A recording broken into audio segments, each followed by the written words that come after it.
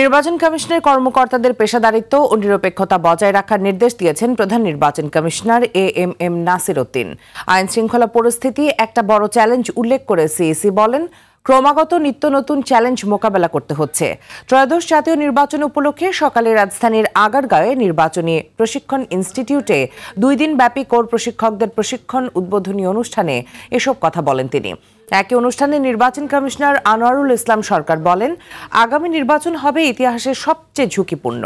নির্বাচনের level playing field তৈরি করতে আইন অনুযায়ী দায়িত্ব পালনের আহ্বান নির্বাচন কমিশনারদের। 2 দিনে 80 জনকে প্রশিক্ষণ দেওয়া হচ্ছে। যে এবার ভালো নির্বাচন করার কোনো বিকল্প নেই।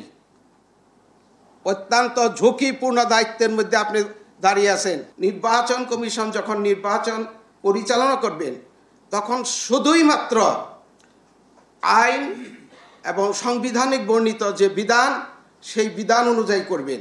এই কমিশনের বটম লাইন হচ্ছে প্রফেশনালিজম অ্যান্ড নিউট্রালিটি। এইটা আপনারা এমফাসাইজ করবেন।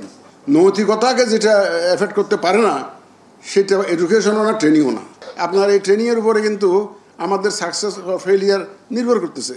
তো না, please take it very very seriously.